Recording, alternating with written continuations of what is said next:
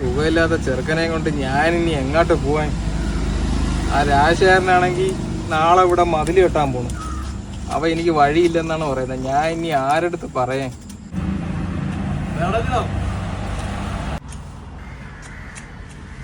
ഓ, രാജശേഖരൻ മുതലാളി. ആ മുതലാളി,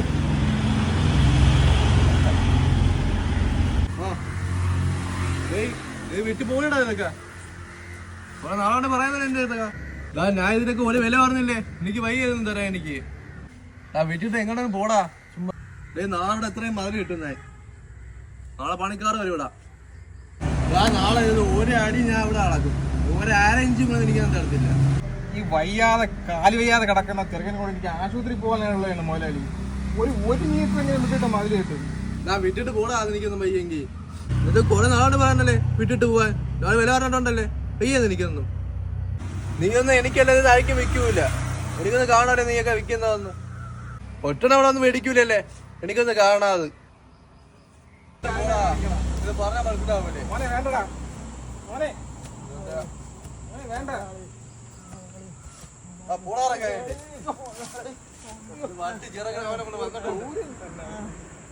മോനെ വാടാ. മോനെ മോനെ മോനെ ചെയ്യോടാ. നമ്മൾ നിന്നെ കൊണ്ട്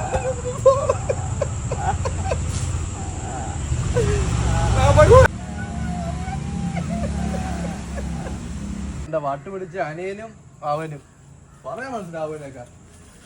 എവിടെയാടാ? ഞാൻ ഇവിടെ റിസോർട്ട് പണിയാൻ വേണ്ടി ഇവിടെ സ്ഥലം മേടിച്ചടാ. 50 ഏക്കർ.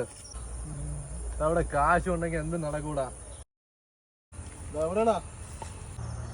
ഒരു പണി കിടക്കൂല, ശമ്പളം മേടിക്കാൻ എല്ലാത്തിനും ആവും.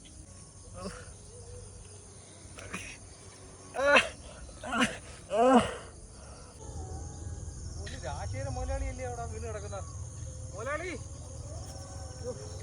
മുതലാളിക്ക് എന്ത് പറ്റി? എന്തോല്ലേ എന്ത് പറ്റി മുതലാളി?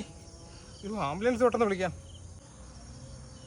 ഹലോ എടാ മനു, ആ ആംബുലൻസ് ഒന്നും ഉണ്ടോ? നമ്മുടെ രാജശേഖരൻ മുതലാളി ഇതാ വയലിൽ വീണ് കിടക്കുന്നു കേട്ടാ. പെട്ടെന്ന് വാ, പെട്ടെന്ന് വാ. പെട്ടെന്ന് വാടാ.